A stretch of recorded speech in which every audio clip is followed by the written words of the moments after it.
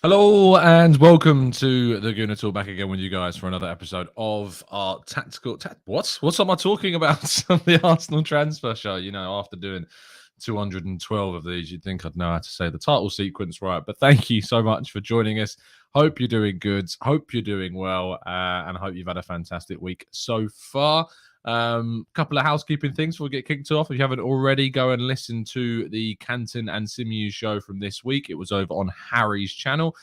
You can find that at the Chronicles of a Gooner. Just type in Harry Simeon and it will come up on your YouTube feed. We do that show every week, alternating on each other's channels. So next week's will be over here, whilst this week's was over on his channel. So make sure that you've gone and given that a listen. Good morning to everybody joining us in the chat box today. Matt G, good morning to you, to Ian, to Mark, to Simon, Black Shine, Olu, Jez, we've got Martin, we've got Morgie, Peter, Titus, Tulip, Afsar, Jose, Nicola, we've got Moch and Anthony. Good morning, guys. I hope you're all good and well. Luke, Elder Boatza Jr., Marcus, Aidan, Christopher, Dave.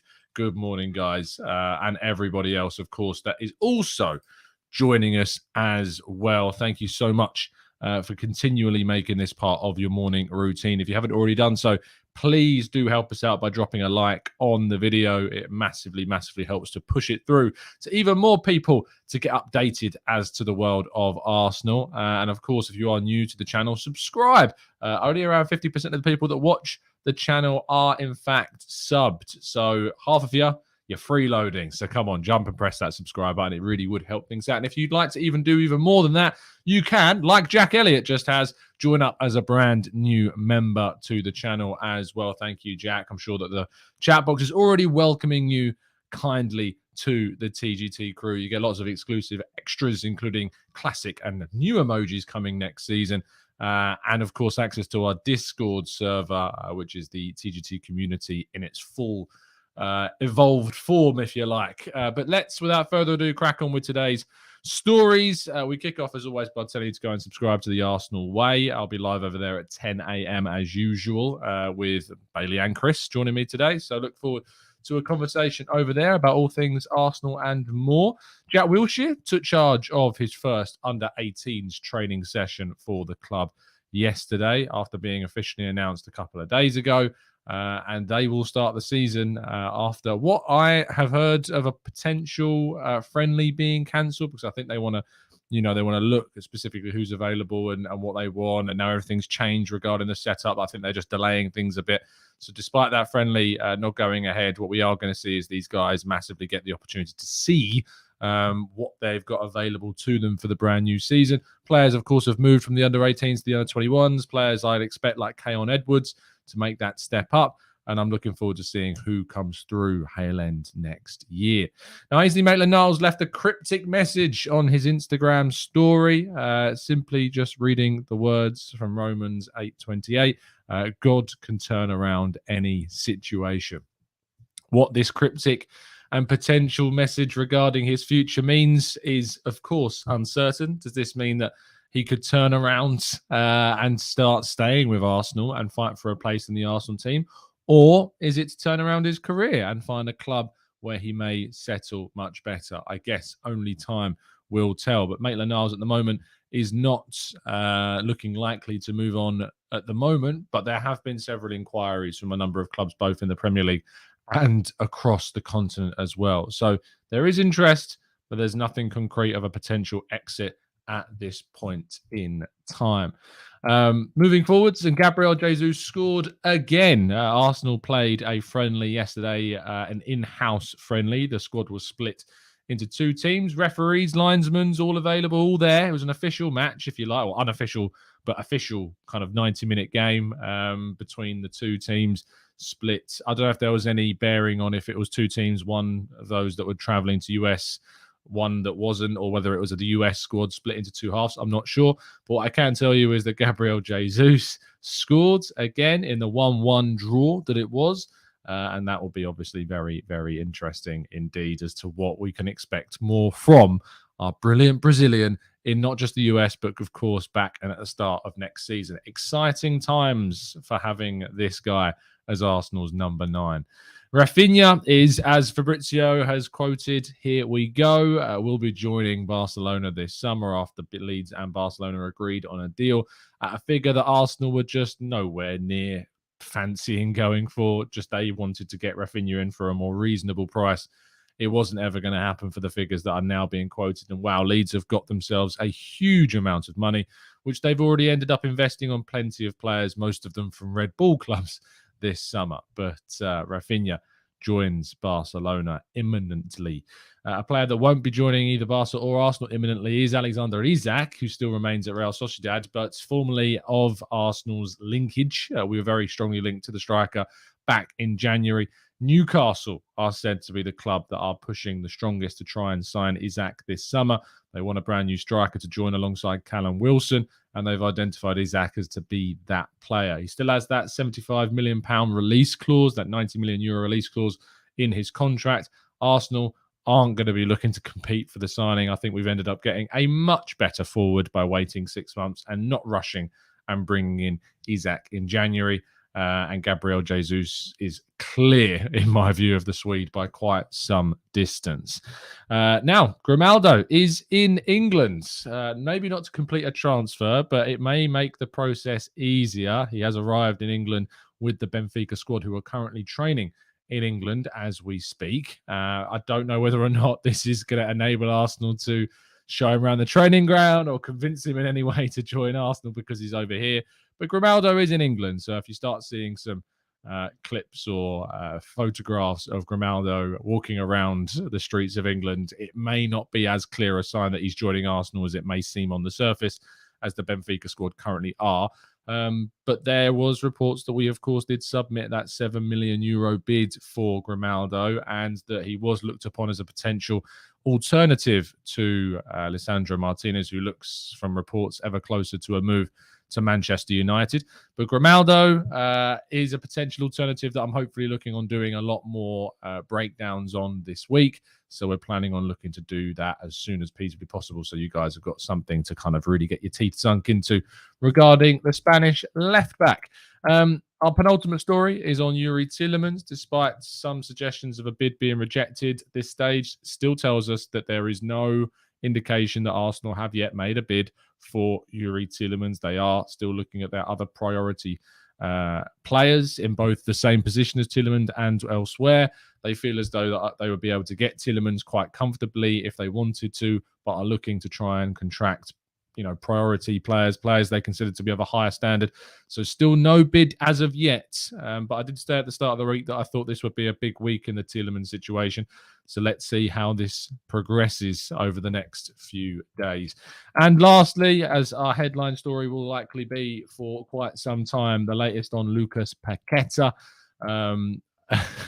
Bosch, who is the Lyon manager right now, Peter Bosch, formerly of Bayer Leverkusen, was actually asked about Lucas Paqueta, and he was asked, why did you bring Lucas Paqueta into the second team? That, I assume, is a question based upon a friendly that took place. Paqueta wasn't playing with the first team. Interesting. He said, for me, it's not a B team, the journalist said, but it looks like he's going away now in your mind. And Bosch said, who? Lucas? He laughs.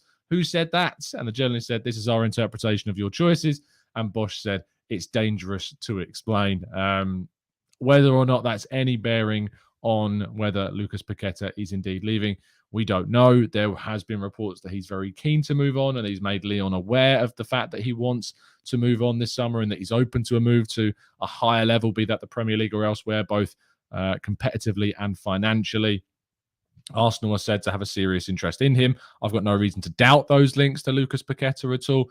Whether or not Arsenal will make a bid in the coming days, we will have to wait and see. But you can be sure that we will keep you up to date with whether or not that situation changes. But regarding both Tielemans and Paqueta, I would be very doubtful that we would go for both. I do feel like it would be one or the other. And if it is to be Paqueta, it may even open up the opportunity to sign a defensive midfielder on top of that, because he doesn't offer Arsenal a defensive-minded option in midfield. He's very, very much an offensive option. He can do some of the dirty work in midfield, don't get me wrong, and his defensive dual stats, as we showed you in the tactical breakdown, certainly showed that, and his pressures too. But he isn't a deep midfielder. He could potentially play in that left 8 role and has done for Brazil on several occasions. but I don't see him as giving us the defensive additions in midfield that we have discussed at length on the channel, and I think most of us agree all need for next season. And that completes all of today's stories. So if you are enjoying these constant updates every day about what's going on around the world of Arsenal, please do consider dropping a like on the video, subscribe as well. We're going to jump to the second part of today's show, which as always is tackling as many of your questions from the chat box as we can. So start throwing in those capital Qs into the chat box and we'll take as many of them as feasibly possible.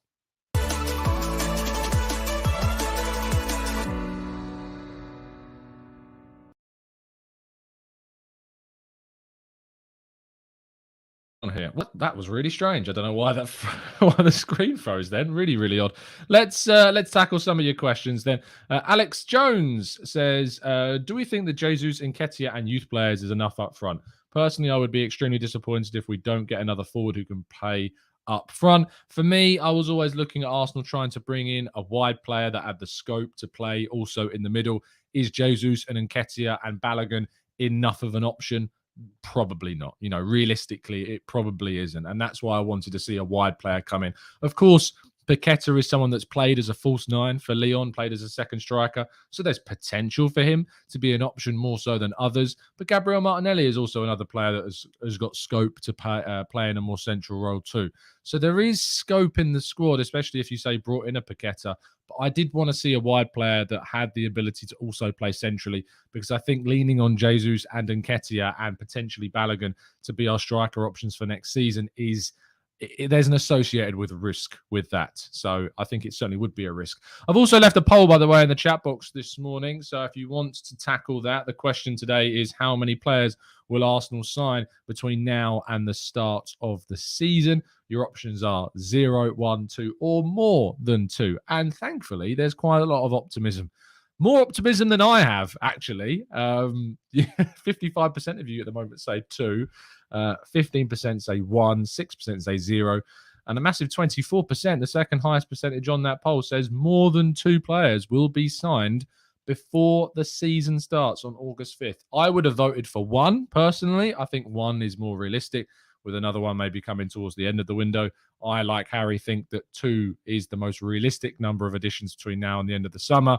I hope for 3. I really would like to see 3, 1 in the forward line, 1 in the midfield, and 1 in the defensive area, but I'm not entirely optimistic about that, I'll be honest, at the moment. But that's how you're feeling about those at the moment. So keep voting and keep liking on the video. It takes a second to click that button and then another button. That's all it takes, but it really does help things out across the channel. Ross says, Tom, do you believe that one of Xhaka, Partey, El Neni, or Sambi would have to leave before we bring in a Tielemans or a Savage? No, I don't think they would have to leave at all. I think with the addition of the Europa League this season and the idea around strengthening the squad, there's always this obsession around replacing players. Strengthening your squad doesn't mean taking one player out, putting one player in always. It can mean that if you upgrade on a certain player. Say if Lucas Torreira goes, I suppose you're replacing him with a potential midfielder. But, strengthening your teams is also about numbers as well as just replacing. So I don't think they have to be moved on before we can sign Tielemans. And I don't think that's one of the reasons why that deal is stalling or is not happening as of yet. Let's go to Dave, who says, does anyone share my views that Thomas Partey is a single point of failure in the team? If he is out, as we've experienced with injuries across last season, we are severely weakened and can't adequately cover. And losing Partey last season was a massive, massive loss, of course. And we have talked about this at length. The step down from Partey to Xhaka to Lokonga to El Neni is significant. So if Partey is injured next season for any extended period of time, we're going to be in a situation where, yes, Dave, we have got a serious drop-off. And that's why we looked at Lisandro Martinez, because I think he could have covered at defensive midfield really, really well. He's played there on a number of occasions. That's why I think if we sign Paqueta, I would be looking to bring in someone like an Ibrahim Sangara to come in and play that role. That said, Lokonga, there's plenty of potential in his game, and the only way that he becomes ready is by playing more football. So there's always that we can hang on and hope that we've got someone like Lokonga that can come in and really flourish if Partey does get injured. Half South African says, who would we sign together with Paqueta?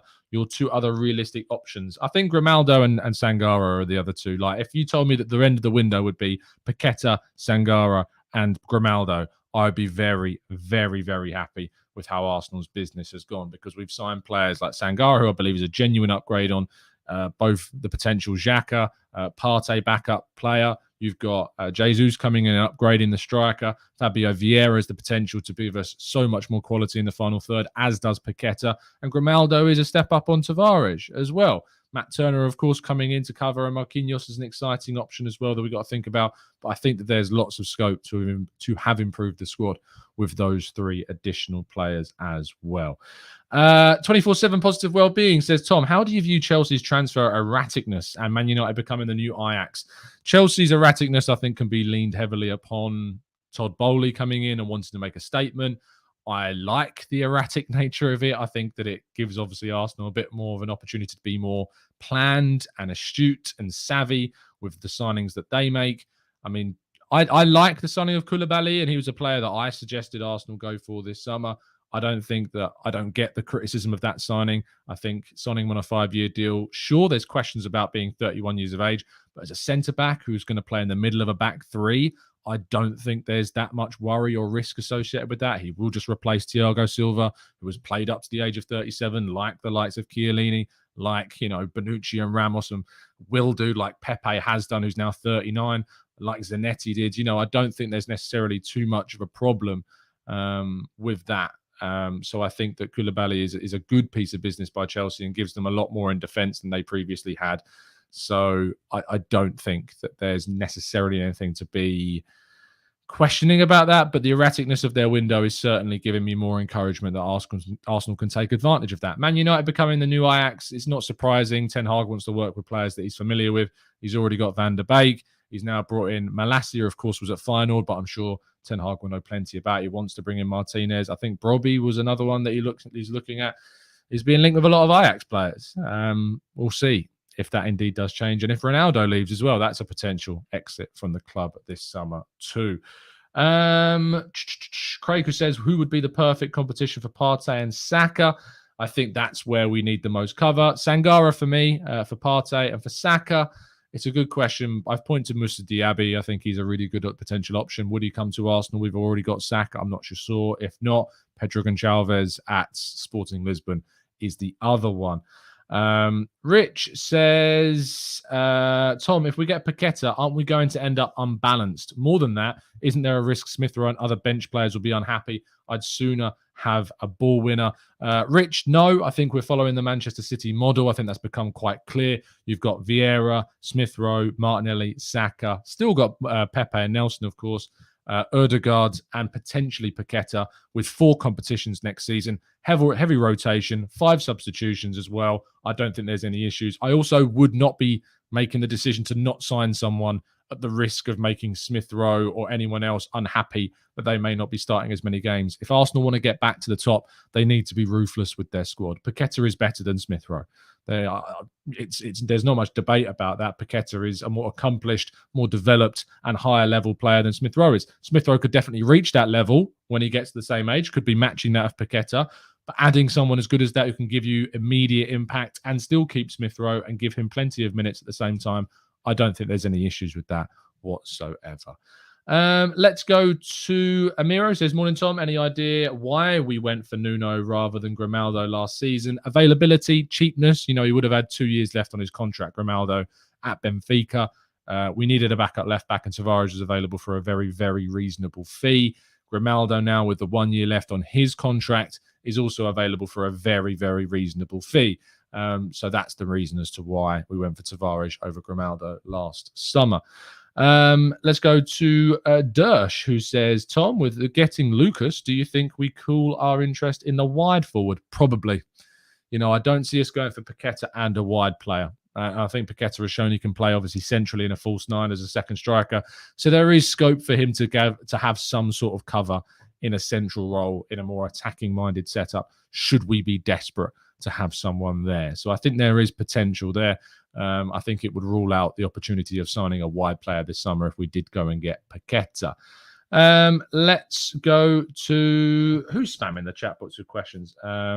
Yeah, please don't spam the chat box with questions over and over again because I won't answer them. Let's go to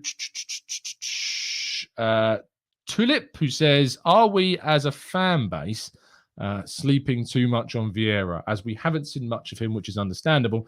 I'm very excited. Yes, absolutely. I think that we haven't been able to see what he's been capable of. I think the excitement around Gabriel Jesus would have doubled, when he scored those goals against Nuremberg, and obviously, hopefully, we can see more of him in the US tour. I think the excitement around his signing would have doubled. So if he comes in, Fabio Vieira, and scores or assists or does some mad plays in pre-season, the excitement will absolutely be more than possible to see that excitement around him build and double and triple and, even get even further forwards as well. James says, how do I rate Reiss Nelson's chances of playing or getting a breakthrough this season? Not particularly highly. He's only got the year left. I don't know whether or not he's going to stay. And is he going to get in ahead of Martinelli and Smith Rowe and Saka and potentially Vieira and potentially Paqueta?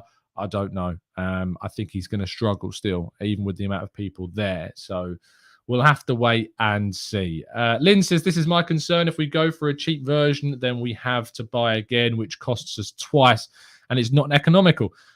It's not, but I would say that a £5.9 million Grimaldo is not particularly financially taxing on us. But other players, other positions where you're spending upwards of £30 million, absolutely. That's why I don't think going for Paqueta and Tielemans is financially that smart. Going for Paqueta and, say, a Sangara would be more financially savvy because they cover two completely different areas. There's too much crossover between Paqueta and, say, Tielemans for that deal to make more sense. Reese says, West Ham might sign Scamacca. Why aren't Arsenal all over it as a backup striker? Let's have a quick check on that story because he was obviously very strongly linked with PSG. But the Guardian suggests that West Ham pursues Sassuolo striker Scamacca ahead of a mid-PSG interest. West Ham are in talks over a deal for Sassuolo striker Gianluca Scamacca. It could also take a bid of €50 million for Sassuolo to sell. Well, there's your answer. You've got Gabriel Jesus, you've got Nketiah, and we need to spend in both defence, midfield, and potentially a wide or attacking midfield Paqueta-style player. You're not going to see Arsenal spend €50 million on another striker. If we could have qualified for the Champions League, then maybe. But the reason why we've renewed Nketiah, I think, because it's given us the ability to then spend money in other positions. That's why we've not gone for Sassuolo. Let's just go on to Twitter. Is there any suggestions? Yes, West Ham are preparing an opening bid of around €40 million for Scamacca, but they want €50 million. So there you go. And Gazzetta dello Sport have done an article which says Villarreal defender Pau Torres is going to become Juventus's number one over Arsenal defender Gabriel as well. So more updates on Gabriel, looking like he won't be going anywhere near Juve because Arsenal have told them where to go. Mohammed says, hey Tom, which is more important, signing a number 6 or a winger? I think a number 6 is probably more important than a winger. I think that whilst we've still got Pepe and Nelson, you've still got depth there. If they were to both leave, then there's arguments that we should probably go out then and sign a winger. But the gap between Partey and the others is significant, so I would probably bring in a number 6 over the winger. A potential number 6 that has versatility to their game as well, I think is also going to be really, really key. Let's go for Manu, who says, surprise package of the season, ? For me, it might be Reiss in Europe or Sambi and El Neni playing more than expected. I hope it's Sambi. I'd love it to be Sambi because I think he would prove a lot of people wrong that have, far prematurely judged the guy. I think there's a lot of scope to see more from Sambi this season, and I'm looking forward to what he does. Let's go to Daniel, who says, are you out on the idea of a wide forward this summer? It seems like it's quite far down the priority list. Yeah, I mean, it was a case of Raphinha was an opportunity. They saw that if there was any possibility that we might be able to get Raphinha, they would have done it because they liked him as an individual. It wasn't a case of he was top of the list of wingers and now they're going to go to plan B, C, D, etc. He was seen as an opportunity to sign this summer. but they weren't going to go to the levels that eventually that transfer has gone to. Quite similar to the Lisandro Martinez situation. So there you go. Let's go to Ian, who says, are you confident that all of the players that needs to go will leave either on loan or sell? If not, which player do you think would benefit us more? For me, it's Torreira. I probably agree with you. I'm not confident that all the players that we need to get rid of will go. I have a feeling that Pablo Mari may end up staying. At the moment, there's no suggestions that any teams are coming back in. There was interest at the start of the window, but that has since changed. He's probably the least confident that I'm about leaving. Torreira, I'm more confident will go because he's got more of ambition, an incentive, a drive to leave than Pablo Mari. But yeah, I'm not confident that everybody will go once again. So there you go. Mahirab says, I just saw a rumour that Arsenal are still interested in Maddison. I mean, Maddison has been interesting Arsenal and Arteta for a long time. So Arsenal would certainly have an interest in the player, I'm sure, but they just have a lot of other players that they are looking at as, you know, as more realistic and more financially viable than James Maddison. Let's go to Jean, who says, the last few months, I've really seen a positive progress from Nketiah. Why are our fan base so reluctant to his abilities? I have faith. I think because of, you know, the length of time that he's been at the club and hasn't necessarily succeeded. He's not a new toy. The whole new toy syndrome that obviously we talk about on the channel comes into this a lot as well. Had he have been a player that offered loads over the course of his however many years, 8 years at the club now, with 4 of those years coming in a more senior level in the team with more opportunities, breaking into the squad, taking more sub opportunities, then maybe he would have been, you know, higher rated and we'd maybe be able to expect more. But 5 goals in 8 starts isn't going to convince people. And why should it? You know, why should 5 goals in 8 starts convince everybody? It shouldn't. You know, you've got to put that in across a whole season and start gaining more traction. I'm more than happy to see him given opportunities because I think he's earned that with the opportunities that he took at the end of last year. But that's why you're still seeing the reluctance, I think, for people to put faith in him. Look, we wanted to prove people wrong. If he succeeds, Arsenal succeed. So that's what we want to see. Hopefully all of us want to see next year. Jack, yes, there will be an FPL this season. I'm going to try and sort it out this week. As soon as I've done it, you guys will know. Don't worry, I will put it together. Let's go to Martin, who says, Tom, you alluded to the reason we're dragging our heels is financial, yet there appeared to be money available for Raphinha. Yeah, the reason why I say that is not like we don't have the money to go for this player, etc. You know, if we wanted to spend 70 million on Raphinha, I'm sure we could have spent 70 million on Raphinha. 2 things. One, they don't value him at 70 million. Secondly, they've got other positions they need to go for with the budget that they have. If they spend 70 million on a Raphinha, it might mean they can't get the defender or the midfielder or 3 positions, you know, that they want to go and try and strengthen in this summer. It might blow the budget that we've got left on one player.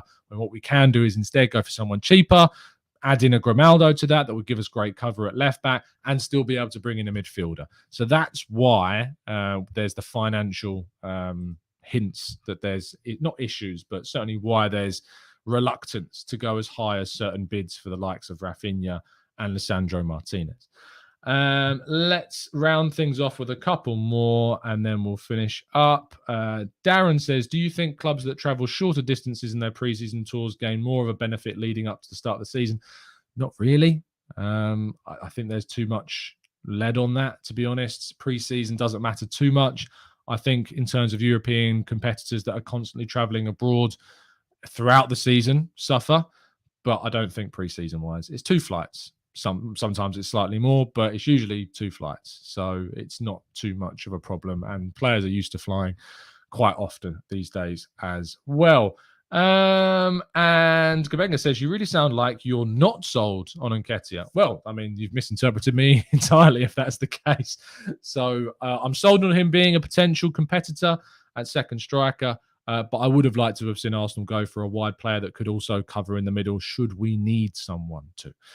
Anyway, thank you so much, guys, for tuning in. Really appreciate it, as always. I'll be live in just over an hour and a half's time on the Arsenal Way. Link in the channel description, as always, through the link tree. Yeah, I'll probably be back this afternoon at some point. If not, I'll be back, of course, tomorrow morning at 8 a.m. I hope you have a fantastic Wednesday. I will see you again very, very soon. Drop a like on the video. Subscribe to the channel if you're new. And as always, up the Arsenal.